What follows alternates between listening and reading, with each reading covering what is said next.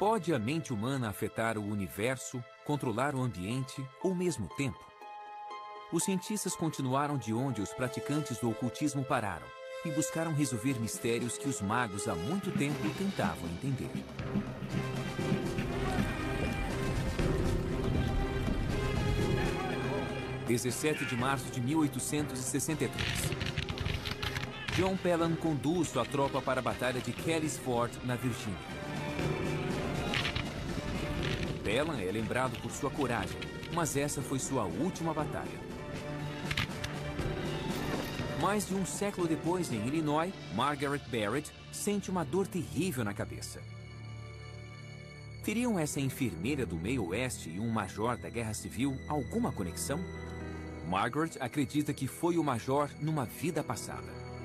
Quando as pessoas têm uma experiência com vidas passadas, a verdade é inquestionável. É uma prova autoevidente. Qualquer um pode duvidar da existência dessa vida passada, menos a pessoa que a experienciou. Você não pode tirar isso dela. Ela sabe.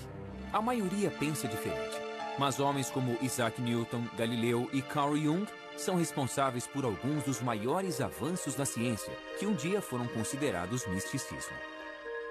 Como saber se coisas que vemos hoje como sobrenaturais e inconcebíveis não se mostrarão ciência totalmente legítima daqui a 50 anos?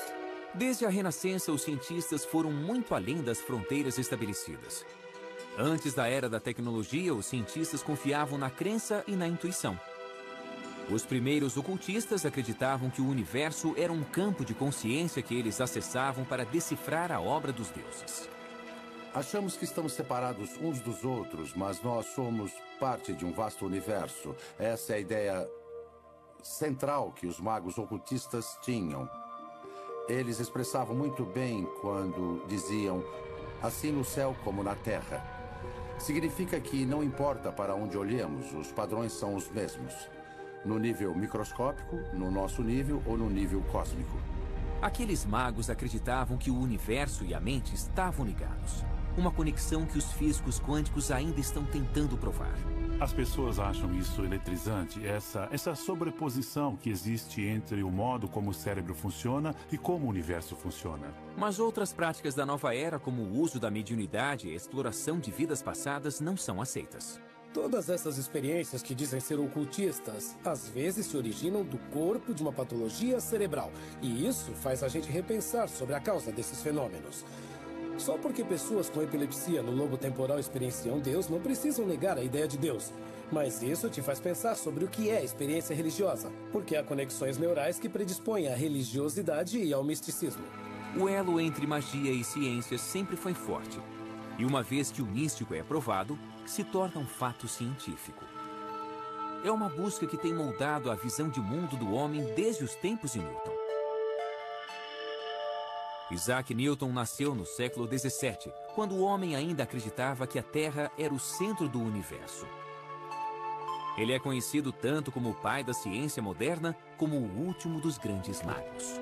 Newton era de um intelecto extraordinário. Ele podia se concentrar por horas intermináveis, às vezes durante dias, numa única questão, e mantinha em mente todas as partes. Newton imaginava vividamente suas teorias e somente depois as levava para o campo dos experimentos, uma prática hoje chamada de estado alterado de consciência. As pessoas podem fazer isso ao correr ou se exercitar. Dá para fazer isso jejuando, dá para fazer isso bebendo, se drogando, dá para fazer isso rezando, meditando, ou então pela hipnose. Há muitas práticas diferentes ao longo de milhares de anos pelas quais as pessoas alteram seus estados de consciência. Eu acho que a criatividade requer algo como a aceitação da intuição, a aceitação da inspiração como ponto de partida para ideias que se revelam profundas, importantes, mesmo as ideias científicas. Se você se abre para o cosmos, você se abre para novos conhecimentos. Newton se apoiava em grande parte num homem que morreu em 1642, o mesmo ano em que ele nasceu, Galileu. Quando Galileu estava mapeando as estrelas e os planetas, a astrologia já era uma ciência de alguns séculos. Nas antigas escolas de mistério, vamos dizer dos egípcios, assim como dos pitagóricos, a meta era se conectar com os deuses e implorar que eles fizessem algo. Os deuses, com seu poder, poderiam atender. Galileu não estava tentando contatar os deuses. Ele estava tentando explicar sua obra. Durante a Renascença, os cientistas seguiram os ensinamentos de Aristóteles. As teorias desse grego do século III a.C. eram aceitas pela Igreja Católica. Bem, a ideia de movimento era muito diferente do que nós entendemos hoje em dia.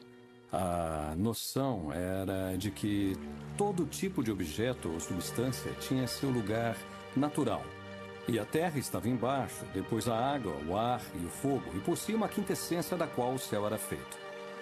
Os objetos tenderiam a permanecer em seus locais naturais, e para movê-los você precisaria empurrá-los continuamente. Ele também dizia que a Terra era o centro do sistema solar e que um objeto pesado cairia mais rápido que um mais leve.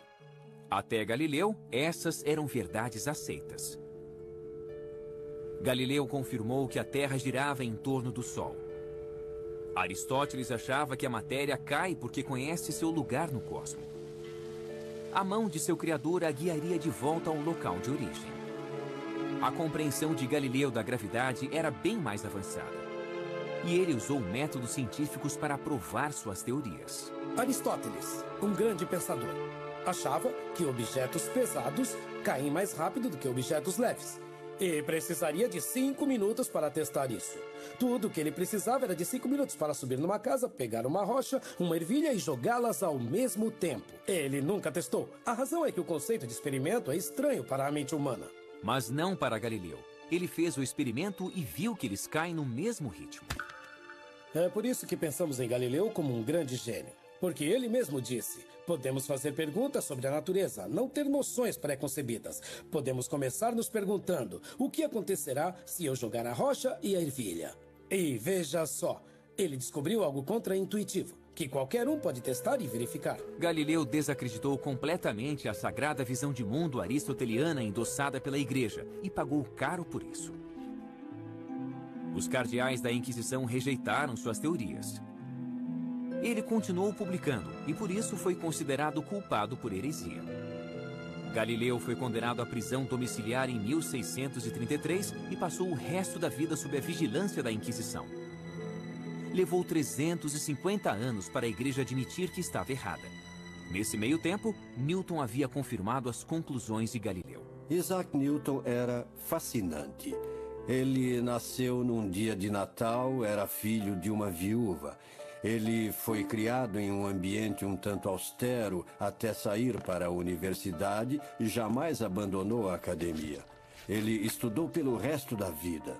Desde jovem, estudou tudo o que havia disponível para estudar. A Renascença havia se alimentado da redescoberta de textos perdidos dos antigos gregos e dos ocultistas. Acadêmicos como Newton se empenhavam para descobrir. Newton não era apenas um cientista, era um alquimista declarado. Muitos dos homens mais brilhantes da história, inclusive Isaac Newton, foram para a alquimia, foram atrás de várias questões ocultas porque queriam descobrir como as coisas funcionam e queriam ir tão longe quanto precisavam para satisfazer suas mentes curiosas. Na época de Newton, não havia grande distinção entre magia, espiritualidade e ciência.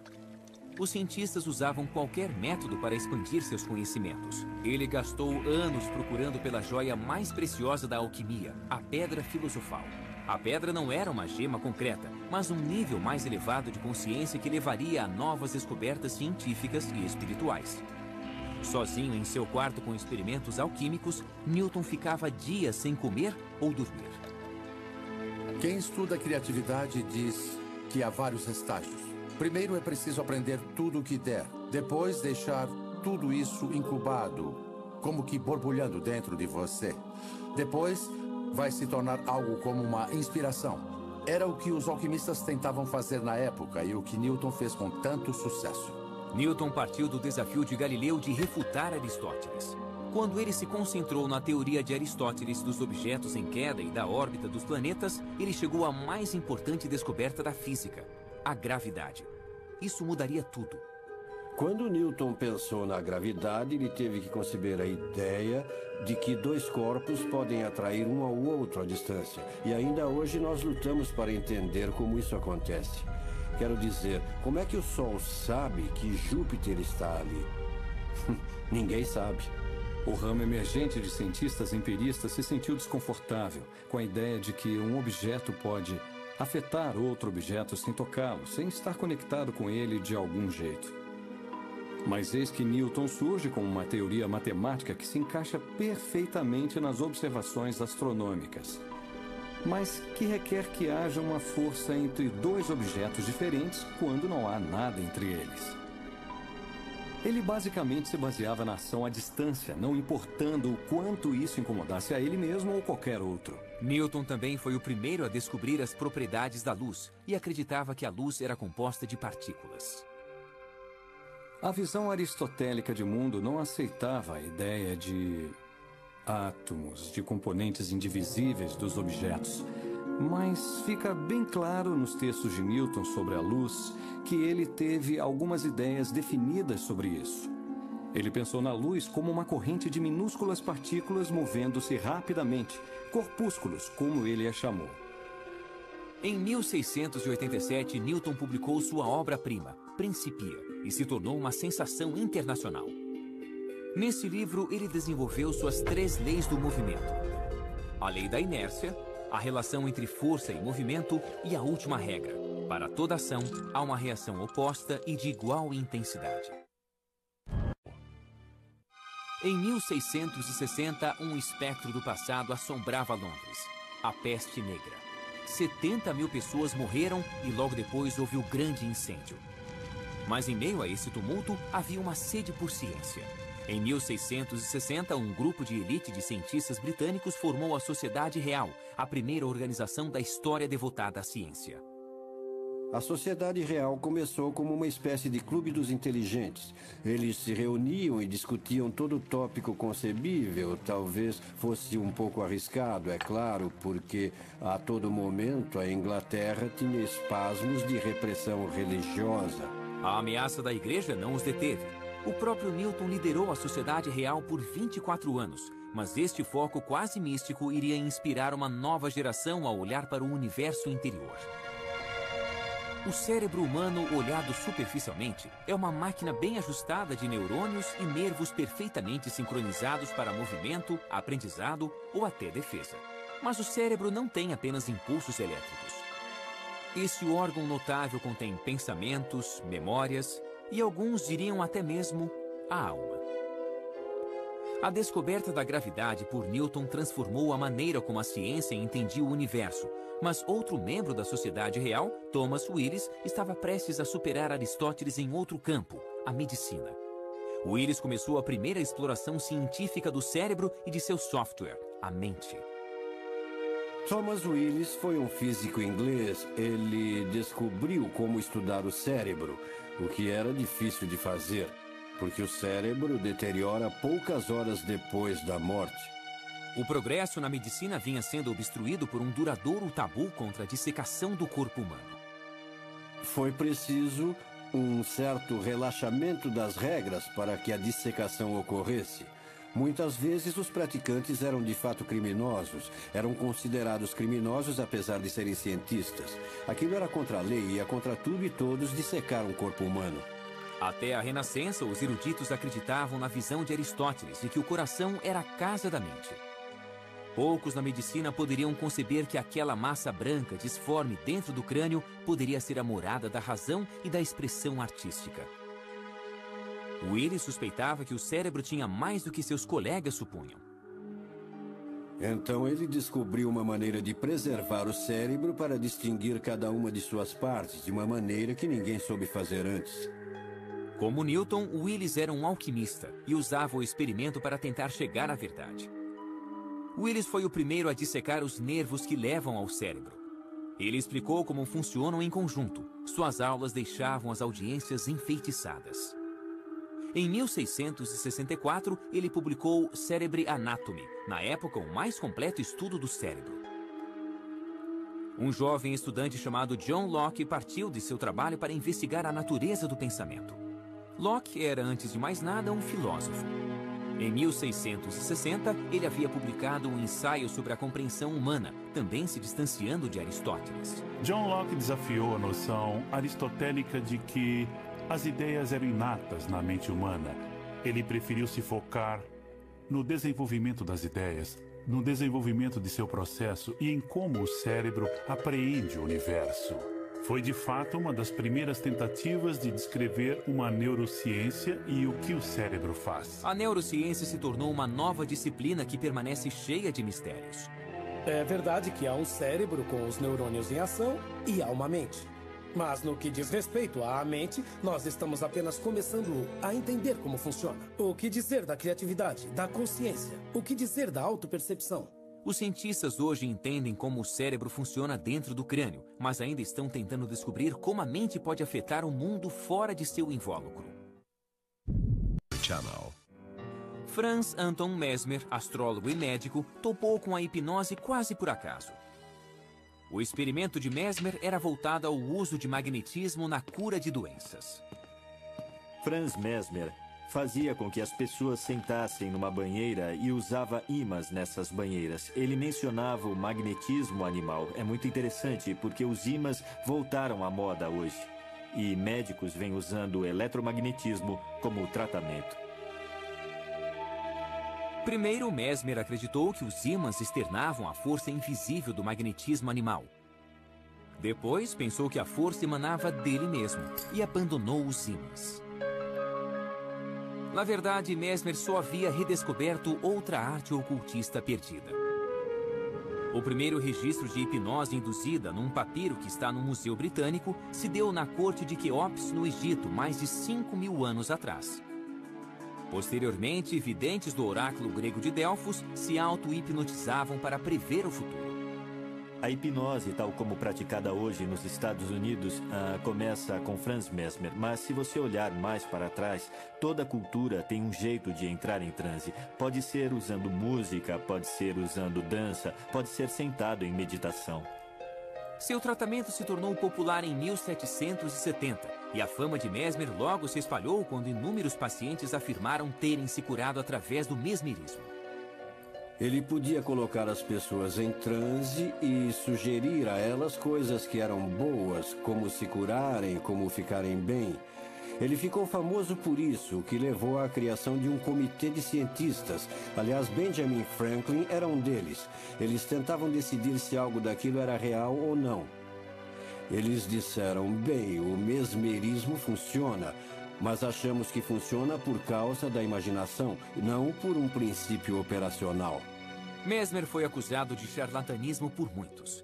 Mas em 1843, o cirurgião londrino John Ellison começou a usar o que chamou de coma hipnótico para realizar uma cirurgia complexa sem dor. A anestesia ainda não havia sido inventada e a técnica de Ellison resultou em mais de 300 operações bem-sucedidas. Mas a influência de Mesmer teve vida curta. Com a descoberta do éter, a hipnose foi novamente dispensada pela medicina tradicional. Então, em vez de aceitar a ideia de que nossas crenças podem nos ajudar a nos curarmos e nos recuperarmos, eles apenas descartaram a obra de Mesmer. Mas ele havia criado os fundamentos da hipnose moderna, uma prática que hoje é aceita normalmente como uma forma de tratamento pela medicina. A hipnose requer sugestão e imaginação. Nosso corpo não pode distinguir entre experiências reais e imaginadas. Por exemplo, há um estudo recente sobre raiva e doenças cardíacas. Para deixar as pessoas com raiva, os pesquisadores faziam com que elas imaginassem situações que as deixassem com raiva. E quando elas se imaginavam com raiva, seus corpos respondiam como se houvesse um motivo, uma causa para a raiva, e havia uma mudança notável. Mas o mais belo desse experimento é o poder da imaginação. Nossa imaginação pode nos deixar nervosos. Nossa imaginação pode nos deixar alegres ou tranquilos. Se ficamos com raiva ou alegres, é escolha nossa. Todo um campo de medicina alternativa se desenvolveu utilizando técnicas de sugestão para promover a cura. Há mais de 22 estudos realizados com visualizações na cura do câncer. 18 deles mostram conclusivamente que a visualização ajuda a combater o câncer. Não é surpresa. Obviamente, a nossa mente regula funções corporais. Então, se você pode influenciar a mente, seja pela meditação, seja desenvolvendo certas frequências de ondas mentais, seja apresentando imagens e ideias, é claro que você deverá obter um efeito na materialidade da doença ou uma eficácia no tratamento. Cientistas estudaram o fenômeno cuidadosamente, mas ainda não é claro como e por que ele funciona. Há 2 critérios quando se encontra um novo fenômeno. Um é, ele se encaixa no panorama do que sabemos em ciência ou sobre a mente? O segundo é, pode repeti-lo? A hipnose é rejeitada pela primeira razão, que não é o melhor motivo. Ou seja, como situá-la no que sabemos sobre mente e cérebro? O que é hipnose?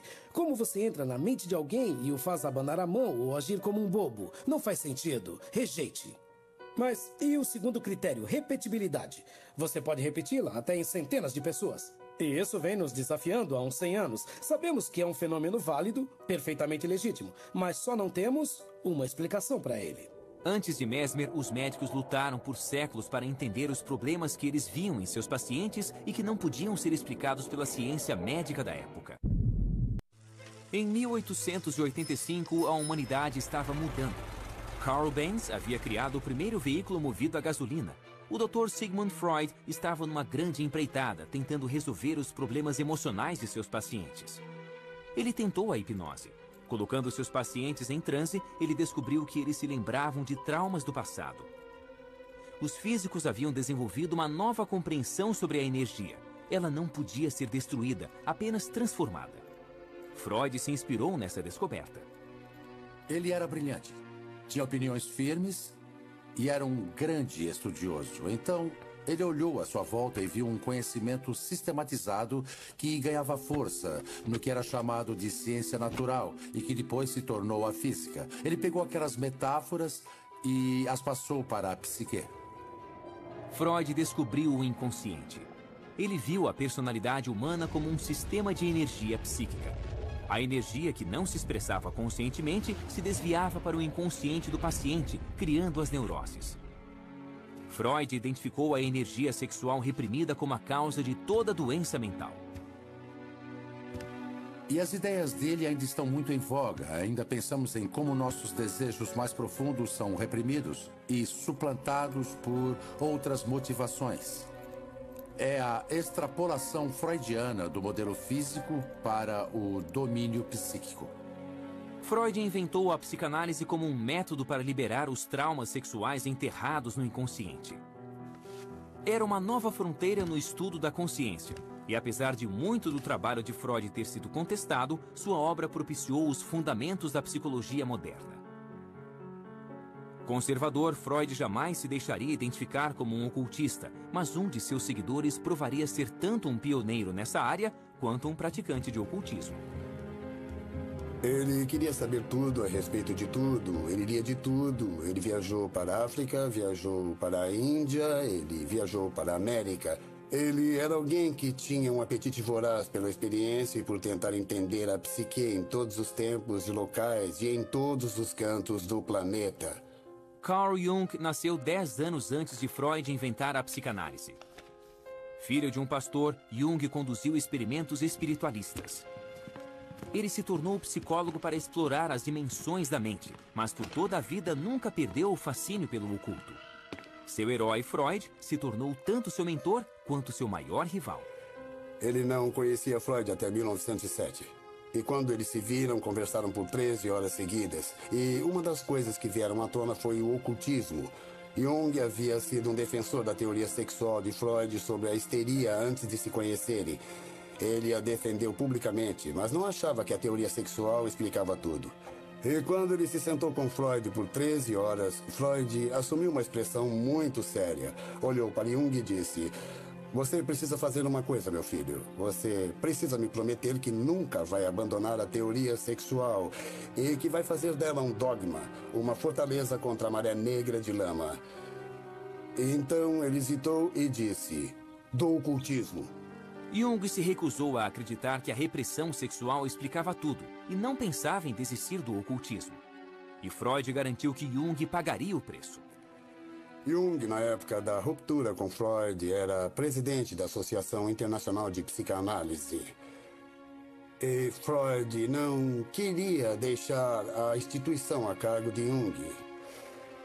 Então, nos bastidores, quase numa prática ocultista, ele formou um pequeno comitê e deu a cada um dos membros um anel e fez com que cada um jurasse segredo. Então, eles começaram uma certa conspiração para se livrarem de Carl Jung.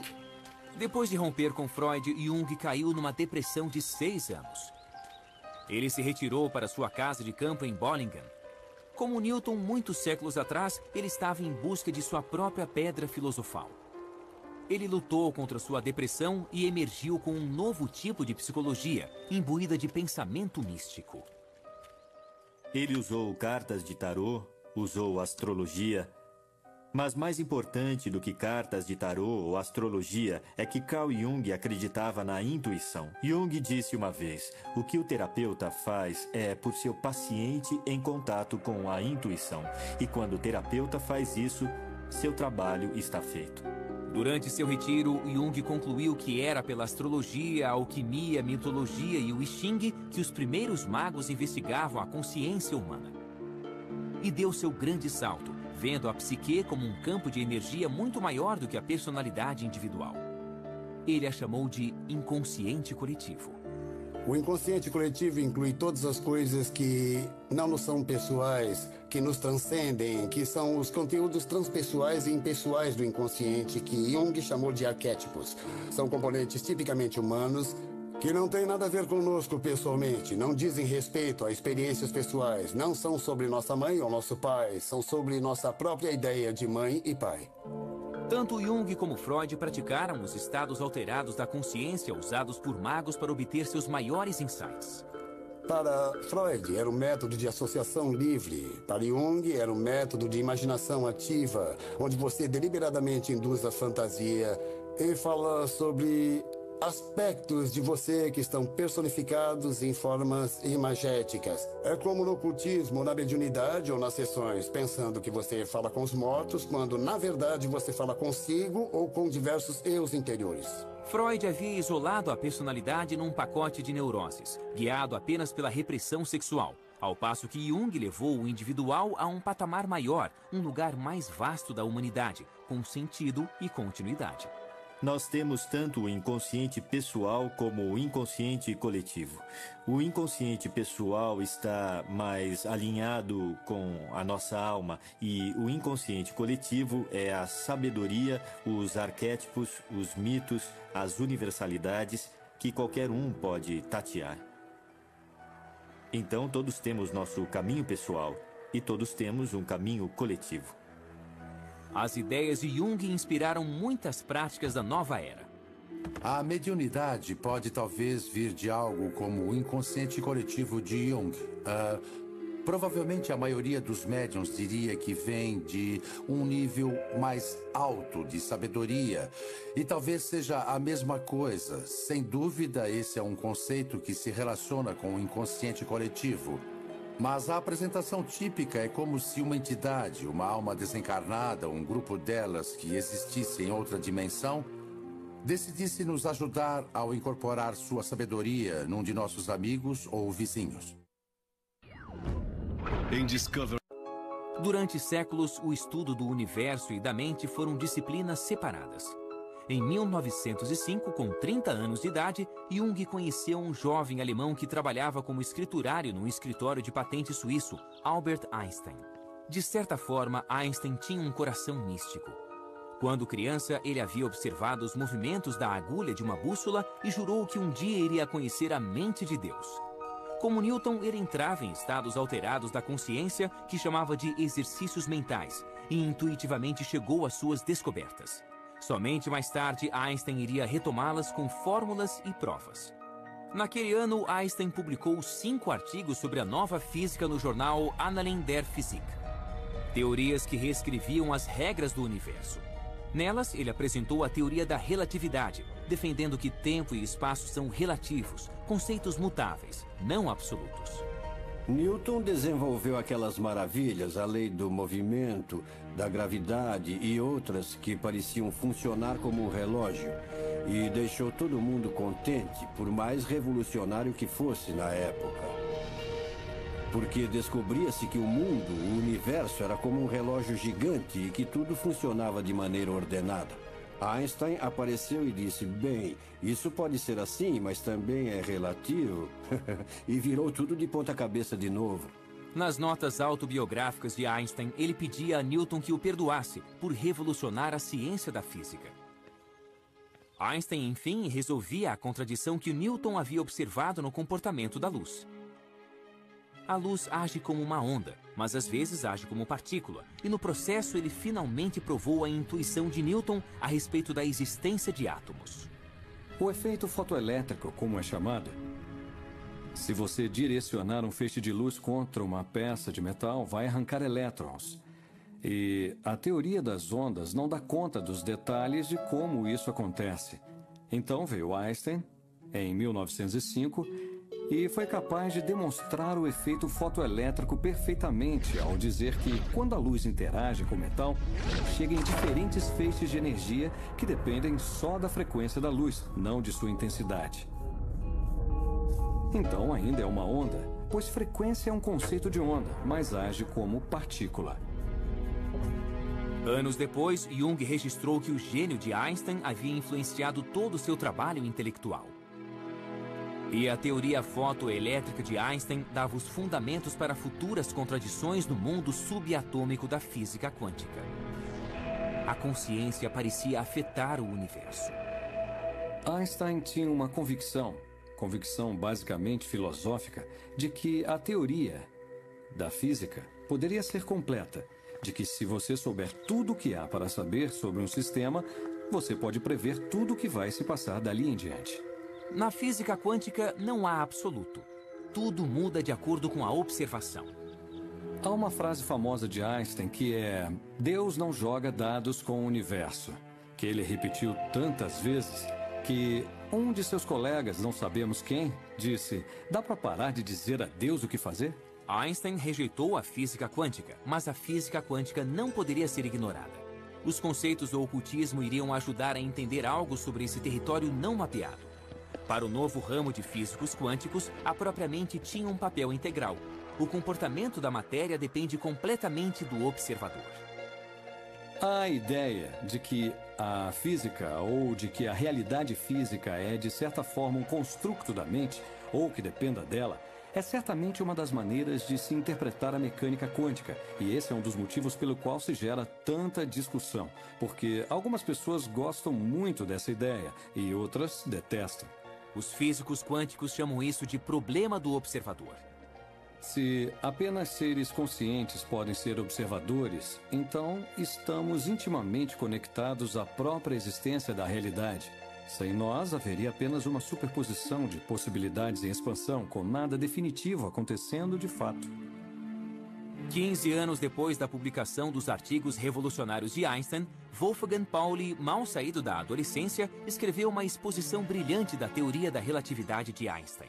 Os dois pioneiros da mecânica quântica, Max Born e Niels Bohr, encorajaram Pauli a se juntar a eles em seu campo.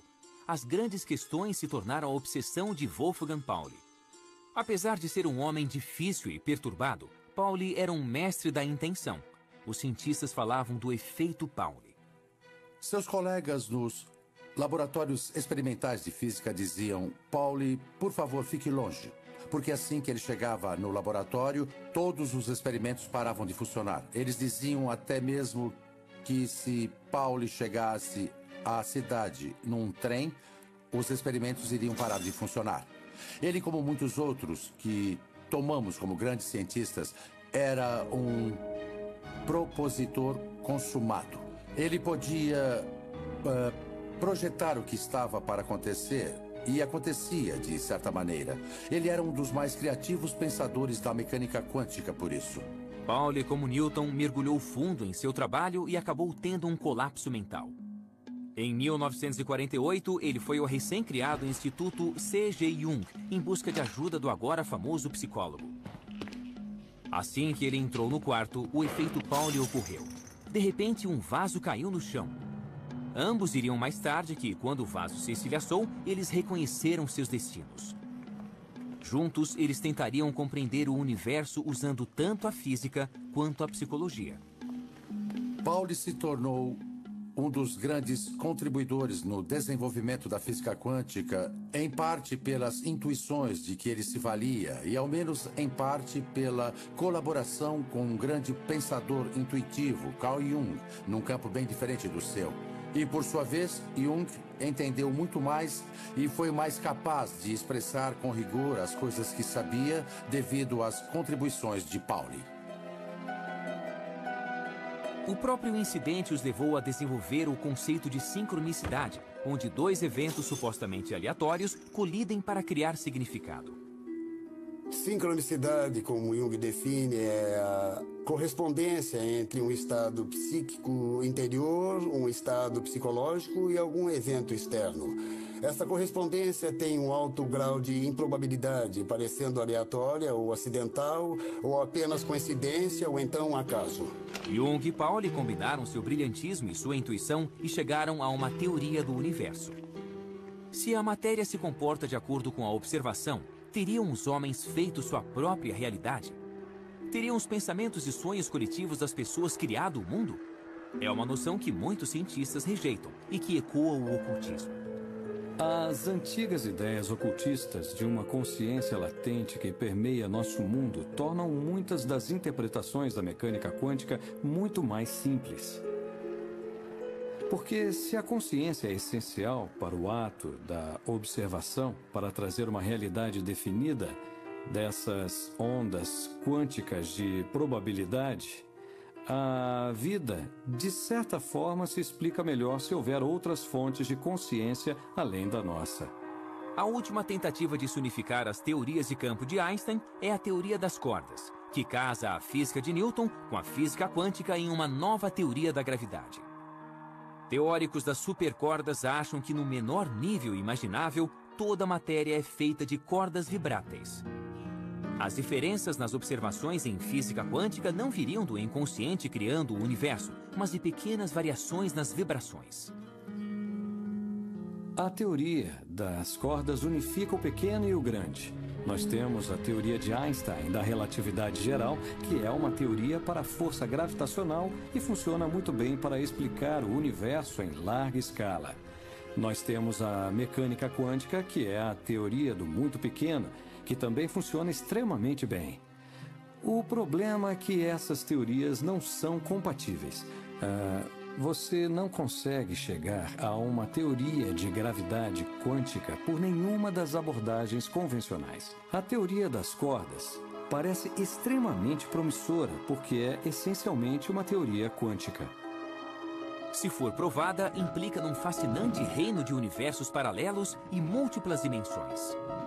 O que a teoria das cordas faz elegantemente é dizer, ok, existem essas coisas minúsculas chamadas cordas de que são feitas todas as outras partículas que existem no universo. E essas cordas são apenas energia. Portanto, se nós descemos para a mais minúscula partícula ou menor elemento do que existe, já que se trata apenas de energia, podemos pensar em nós mesmos como mera energia, o que seria satisfatório para muita gente. Pode-se ver isso de uma maneira religiosa, química ou física. Mas essas teorias talvez nunca sejam provadas. Os cientistas afetaram nosso mundo com um trabalho que no começo parecia magia. Em 1895, Conrad Rankin fazia experiências com raios catódicos quando notou um brilho verde numa tela pintada em sua bancada. Mas o raio catódico estava coberto com papel preto, o que significa que os raios invisíveis atravessaram o objeto sólido. Investigando mais, ele descobriu que os raios podiam atravessar a pele, revelando os ossos da mão de sua esposa. Imagine a reação das pessoas. Aqui tem... Bom, tente imaginar que tem uma mesa e tem uma gaveta. E dentro dela tem um filme. Eu vou passar esses raios misteriosos por sua mão e você vai ver os seus ossos. Bom, as pessoas diriam que isso é sobrenatural, é ocultismo. De fato, ninguém acreditou nele. E ele disse, não vou publicar numa revista científica porque parece ocultismo. Então vou publicar num jornal. E ele publicou a mão da esposa no jornal. Dava para ver os ossos da mão e ele entrou para a história. A obra de Rankin poderia facilmente ter sido rejeitada. Será que outras crenças ocultistas se tornarão ciência? Nascida na Inglaterra, Margaret Barrett tinha pouco conhecimento da Guerra Civil Americana, mas se sentiu impelida a estudá-la. Um dia, ela se deteve sobre uma foto de John Pelham e notou uma enorme semelhança. Pelham, o galante, como era conhecido, foi morto pelas tropas da União aos 24 anos. Estaria ele vivo em Margaret?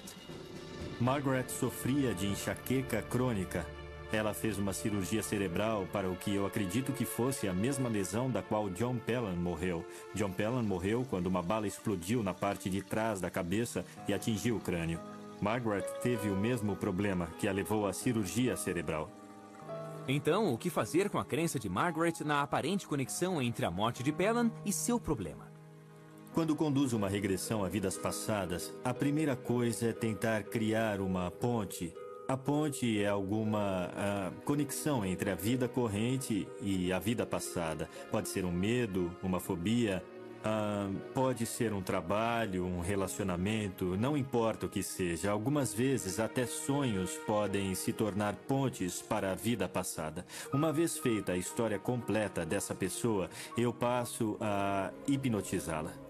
Então, o que tentamos fazer com a regressão é ajudar a pessoa a aprender sobre suas vidas passadas, para que elas não cometam os mesmos erros na vida corrente. Nós guardamos marcas dos que viveram antes de nós? Nós temos a ação e a inteligência à distância. A questão é que temos de nos conectar a isso, temos de estar conscientes dessa possibilidade. Desvendar as vidas passadas pode um dia ser tão corriqueiro quanto os raios-x? A maioria dos cientistas rejeita a ideia.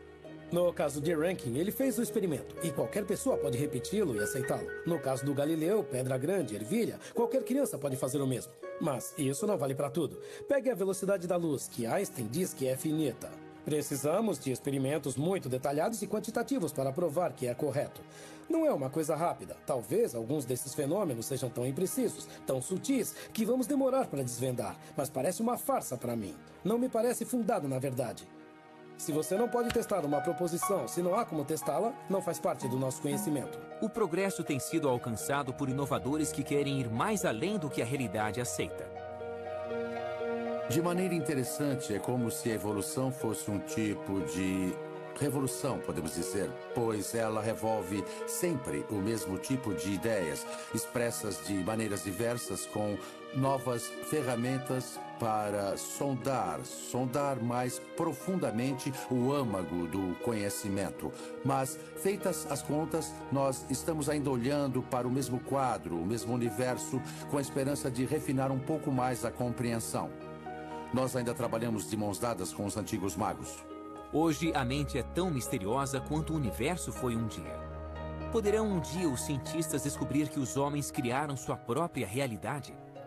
Nós vamos alcançar alguns grandes avanços através da ciência, mas virão da ciência olhando para o que alguns podem chamar de oculto. Há certas coisas que eu acho interessantes nas crenças da nova era, porque eu acho que elas explicitam coisas que a ciência não pôde alcançar ainda. Eu acho que para tudo que ainda não temos uma explicação científica hoje, vamos no fim explicar cientificamente. Somente o tempo irá dizer que revoluções nos aguardam na encruzilhada entre a ciência e o ocultismo.